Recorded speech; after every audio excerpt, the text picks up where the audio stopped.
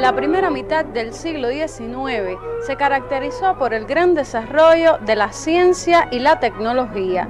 Desde fines del siglo XVIII comenzó en Inglaterra la Revolución Industrial, proceso que permitió el desarrollo del capitalismo y tuvo significativas consecuencias para la economía y la sociedad.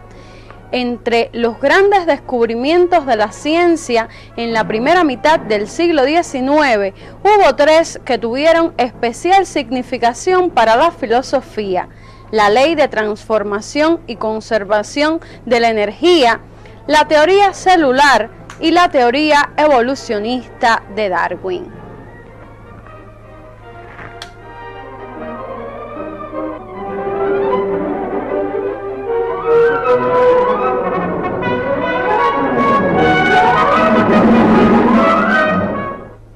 La primera mitad del siglo XIX también fue un momento de grandes conquistas en la historia del pensamiento humano.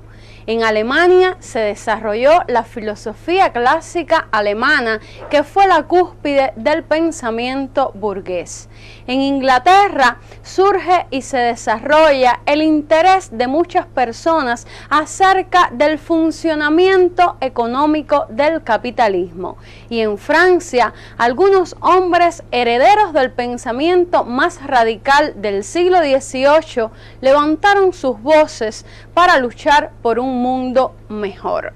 Este pensamiento es el pensamiento que precede el surgimiento de una nueva concepción del mundo, una concepción del mundo revolucionaria para su época. Me refiero al surgimiento del marxismo.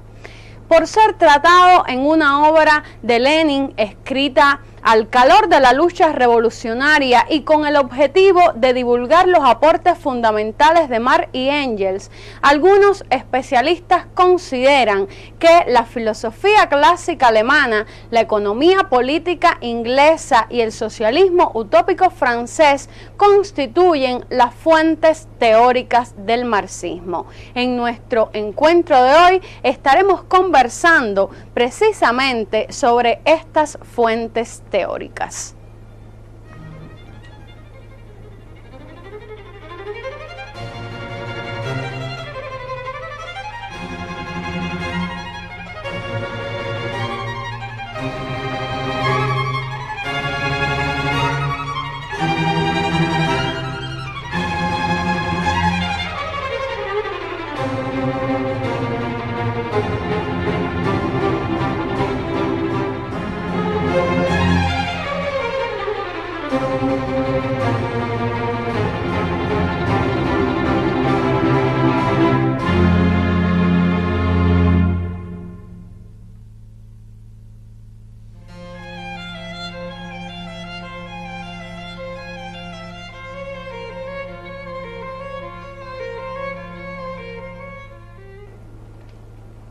Antes de adentrarnos en el estudio de la filosofía clásica alemana, considero oportuno que hagamos algunas aclaraciones. La interpretación estrecha y limitada del artículo escrito por Lenin, Tres fuentes y tres partes integrantes del marxismo, ha dado lugar a un malentendido generalizado entre algunas personas.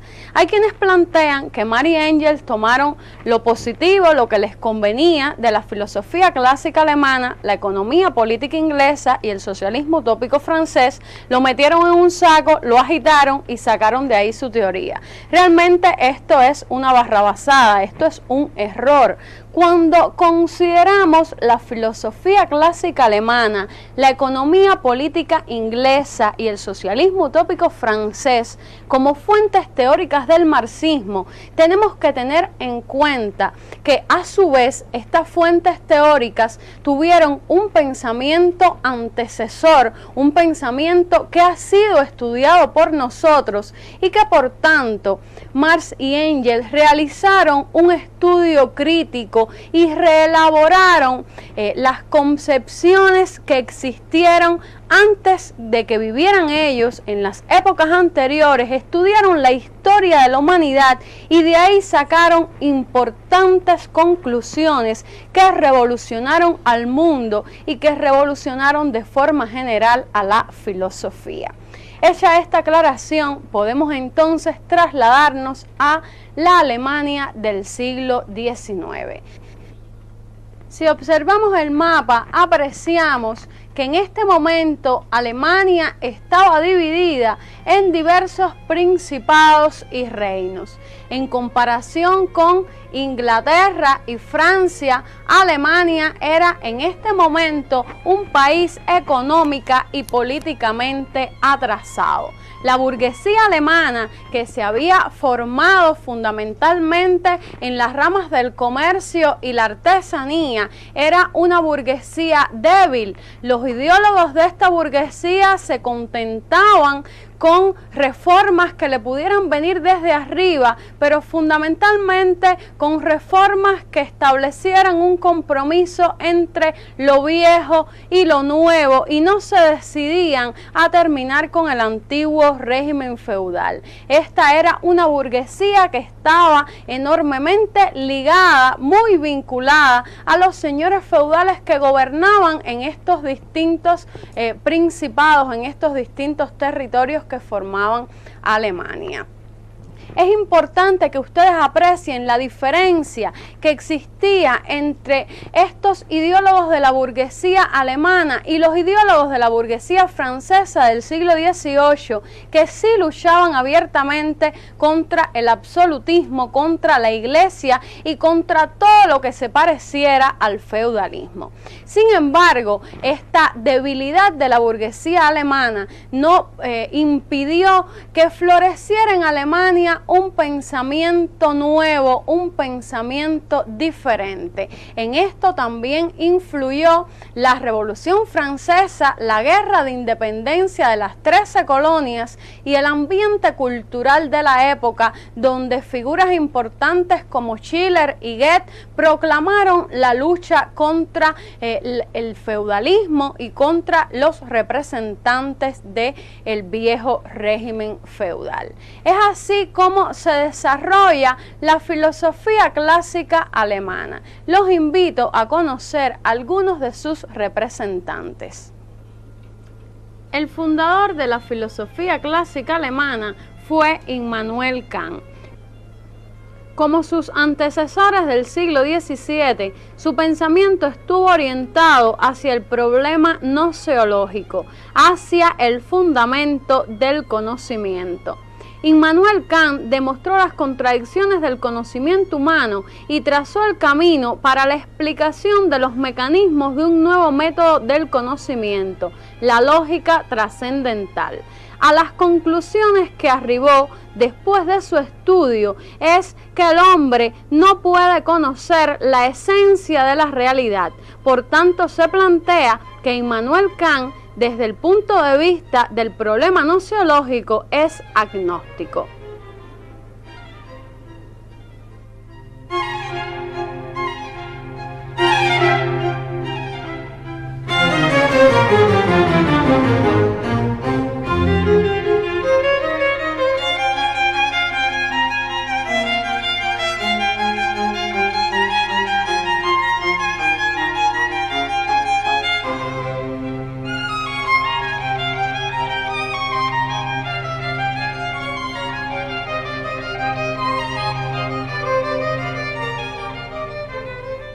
Sobre Immanuel Kant cuentan que él nunca salió de su ciudad natal, de la que llegó a ser incluso profesor titular y rector de la universidad que había en ese lugar. Dicen que era un hombre metódico, incluso que todos los días salía a realizar un paseo por su pueblo a la misma hora. Un día cuentan que se entretuvo tanto leyendo que las personas que estaban acostumbradas a guiarse por sus salidas para saber la hora que era, se quedaron quedaron tan preocupadas que fueron a su casa pensando que les había pasado algo. Sin duda, el pensamiento de Kant representó una revolución en las concepciones idealistas de la época. Desde Kant hasta Hegel, que representa la cúspide del idealismo clásico alemán, vemos cómo hay una evolución en el pensamiento en la cual intervienen otros pensadores como Fichte y también Schelling.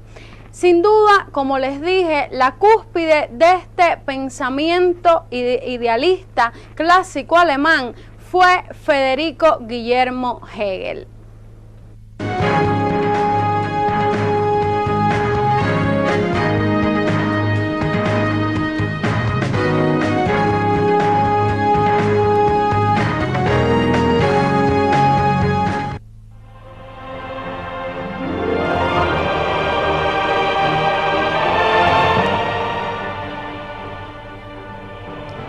Hegel nació en 1770 en la ciudad de Stuttgart, región de Suabia, en el seno de una familia burguesa de religión protestante. Su padre era un alto funcionario en su ciudad natal.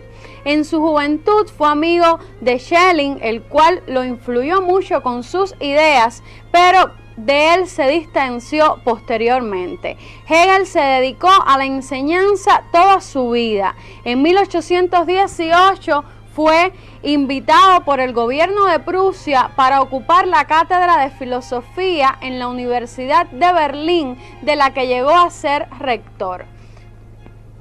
Hegel devino por sus ideas filósofo oficial del Estado prusiano. El sistema filosófico de Hegel es idealista objetivo. Para él, todos los fenómenos de la naturaleza y de la sociedad tienen por fundamento el espíritu universal, al cual llama otras veces idea absoluta, espíritu absoluto y conciencia de Dios. Para él, este espíritu universal es lo primario, es lo eterno. La naturaleza es lo secundario y derivado. Por esto se plantea que su sistema es en esencia idealista objetivo. Pero Hegel no está de acuerdo con el agnosticismo de Kant, que niega la cognoscibilidad de la cosa en sí o mundo objetivo. Hegel afirma la unidad de la esencia y del fenómeno. Quiero explicarles que ser agnóstico significa que este filósofo Immanuel Kant considera que no es posible penetrar en la esencia de los fenómenos, que no es posible llegar a conocer la realidad.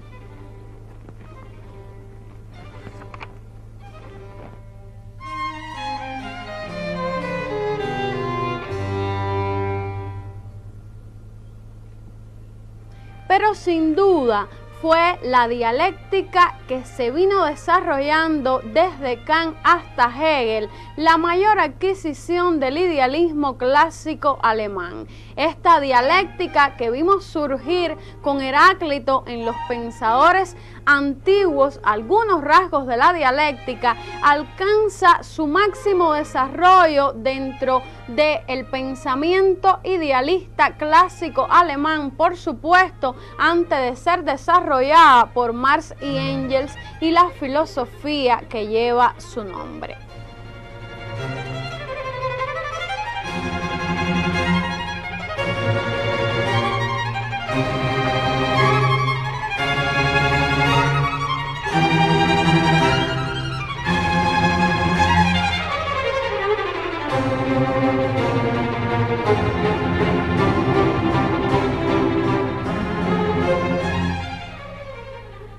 Sin duda fue la dialéctica la mayor adquisición de este pensamiento clásico alemán, pero en el pensamiento de Hegel también encontramos importantes contradicciones.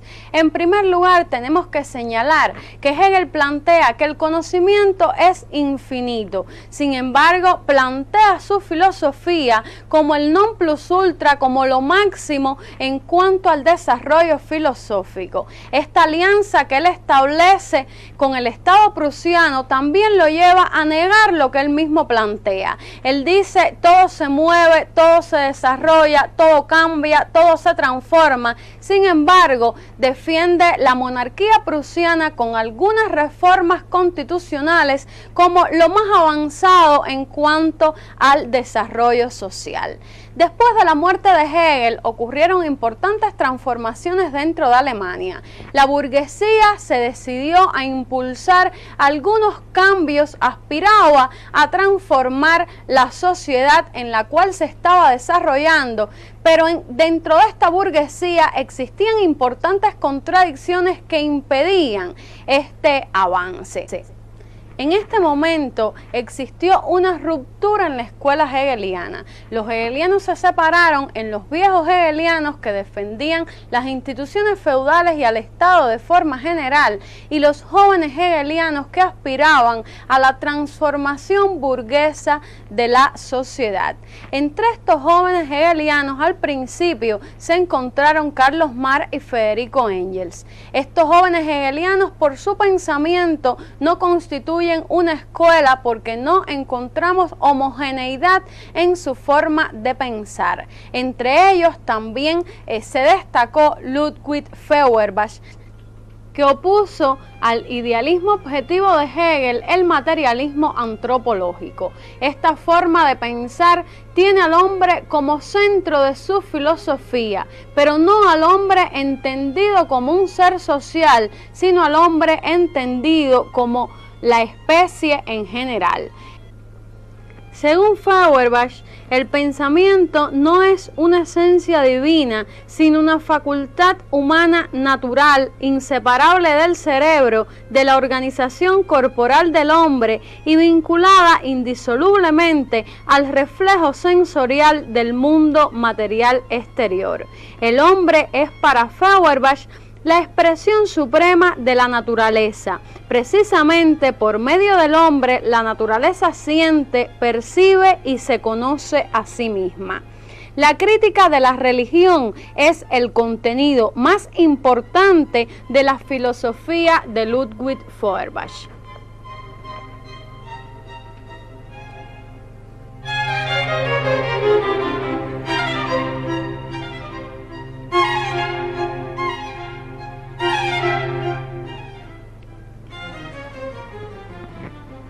El aporte fundamental que realizó la filosofía clásica alemana al pensamiento posterior fue precisamente la dialéctica. Pero además, la filosofía clásica alemana criticó el carácter mecanicista y metafísico de la filosofía precedente.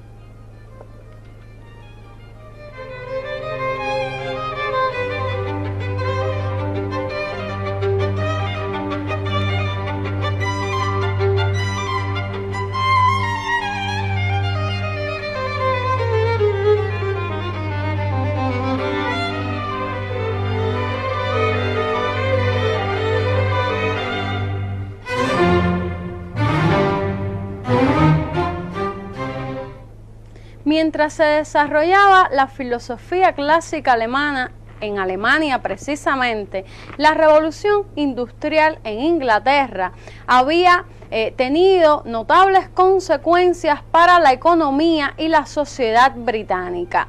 El gran aumento de los productos manufacturados hizo posible que crecieran las riquezas nacionales y que aumentaran las riquezas de la burguesía, que ahora iba a invertir todo este capital acumulado en producir cada vez más.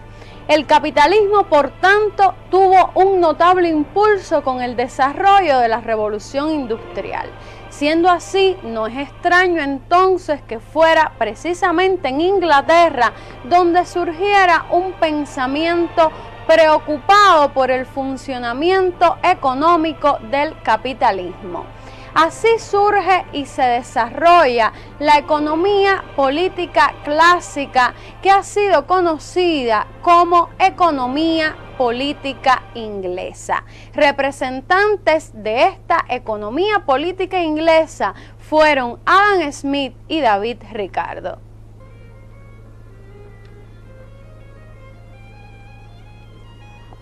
Según las investigaciones de Adam Smith, por primera vez se analizaron los factores que determinaron la formación del capital y el desarrollo histórico de la industria y el comercio en Europa. Por esto se plantea que Adam Smith es precursor de la ciencia económica y que sentó las bases para la economía moderna. Para desarrollar sus estudios, por supuesto, este prestigioso investigador inglés tuvo que remitirse a los estudios económicos realizados anteriormente, fundamentalmente al pensamiento económico desarrollado por Tomás de Aquino.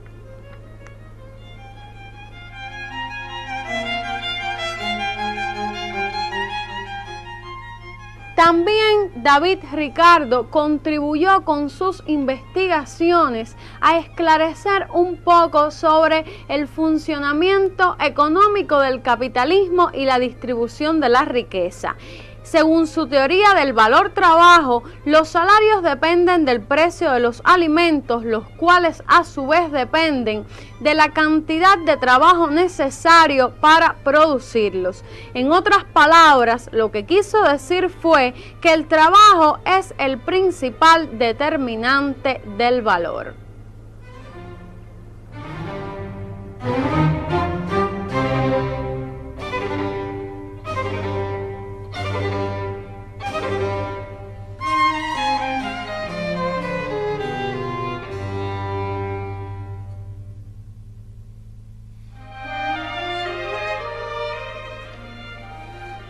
El aporte fundamental que realizó la economía política inglesa al pensamiento posterior fue el descubrimiento del trabajo como fuente de valor de la mercancía. Sobre los estudios de economía política realizados por Carlos Marx estaremos conversando más adelante y entonces ustedes podrán comprender mejor esta teoría que legaron los economistas ingleses al pensamiento posterior.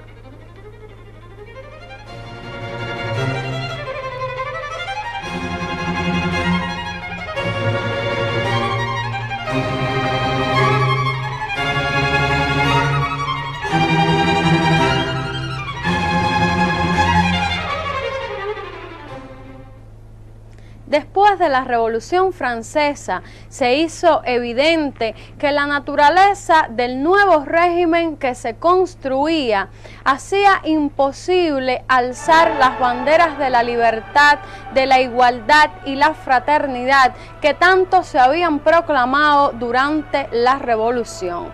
La situación de las masas, la situación de los humildes, continuó siendo una situación muy difícil, una situación precaria.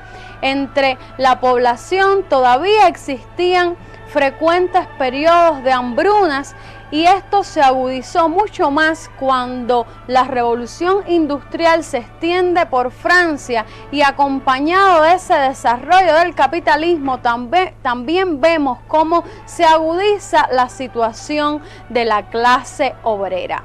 En este contexto es cuando surge y se desarrolla el pensamiento de importantes teóricos sociales que se remontaron al pensamiento de Tomás Moro, de Campanella, de Rousseau, que luchaban por un mundo mejor, más justo y equitativo. Me refiero al socialismo utópico francés. Representantes del socialismo utópico francés fueron Charles Fourier, Robert Owen y Claude-Henri de Saint-Simon. Sobre el socialismo utópico francés también estaremos conversando en un próximo encuentro. Por ahora les digo que los socialistas utópicos criticaron, revelaron la anarquía característica de la sociedad capitalista y el antagonismo existente entre la clase obrera y la burguesía. Estos fueron los principales aportes que hicieron al pensamiento los socialistas utópicos.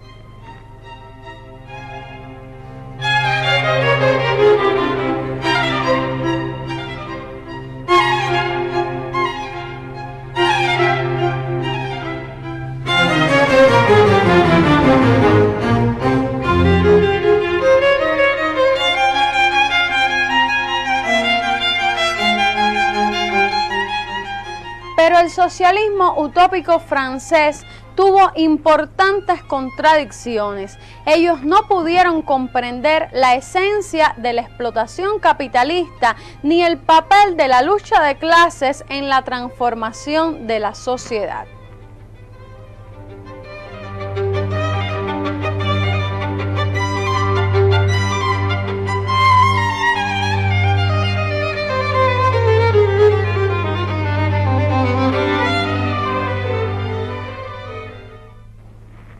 Para que ustedes profundicen en sus conocimientos sobre las fuentes teóricas del marxismo, teniendo en cuenta, por supuesto, las aclaraciones que hicimos al comenzar nuestro encuentro de hoy, yo les propongo que busquen en su libro de selección de lecturas este artículo de Lenin para que ustedes puedan leerlo y realizar en el colectivo de su aula una crítica de este artículo escrito por Lenin. Sin duda fue un artículo que también esclareció algunos elementos muy importantes sobre los principales aportes realizados por los clásicos del marxismo en su nueva concepción del mundo.